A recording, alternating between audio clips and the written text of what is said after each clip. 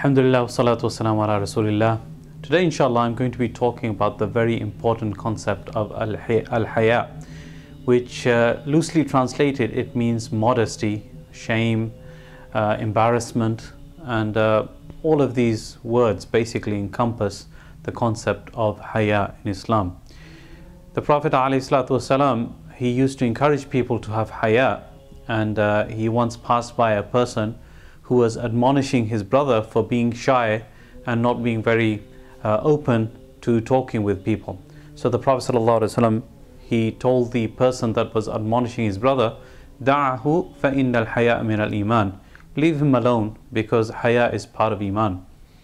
So there are different levels of haya, different aspects of haya, and what I'd like to talk about is haya with Allah subhanahu wa ta'ala, being embarrassed with Allah subhanahu wa ta'ala. And a person, if he thinks for a minute that Allah subhanahu wa ta'ala has given him so many blessings, Allah subhanahu wa ta'ala, He's given us hands, He's given us a mouth, He's given us eyes, He's given us feet, and we take those same blessings that Allah subhanahu wa ta'ala has given us and we use them for His disobedience.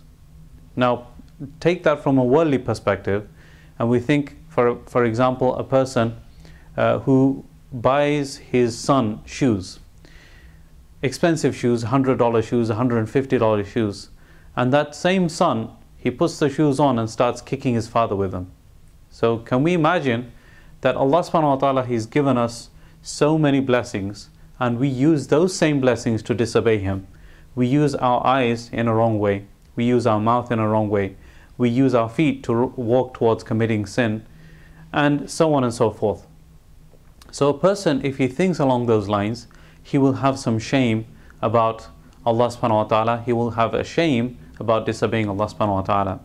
And one can imagine that on the Day of Judgment, he has to stand in front of Allah subhanahu wa ta'ala, and not only Allah subhanahu wa ta'ala, but in front of the whole of humanity. So if a person feels embarrassed to commit sins in front of other human beings, but he doesn't feel embarrassed to commit sins in front of Allah subhanahu wa ta'ala, then he should just keep in mind that those same sins can be exposed to all of humanity, billions and billions of people. From the beginning of time until the end of time, they will be able to see the sins that we committed. So that is enough for a person to have some type of haya and some modesty, that how can I stand in front of Allah subhanahu wa ta'ala, how can I stand in front of so many billions of people and they will be seeing my sins open in front of them.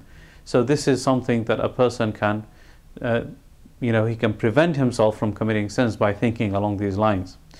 There's a very famous story about a scholar who used to love a particular student of his, and the other students were jealous of that particular student, and the teacher was aware of this, and one day he wanted to explain to those other students why he loved that particular student very much. So he brought a few chickens, a few hens, and he told each one of them that go take this chicken and slaughter it in a place where nobody can see you.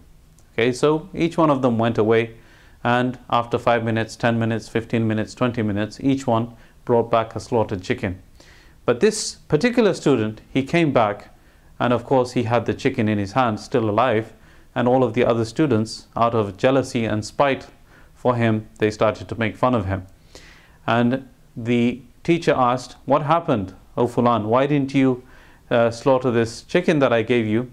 He said, "I didn't find a place where Allah subhanahu wa ta'ala was not watching me."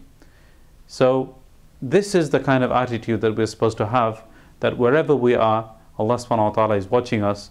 And just the same way that we are ashamed to commit sins in front of other human beings, we should have that same type of modesty and shame about committing sins and disobeying Allah subhanahu wa ta'ala while we are alone.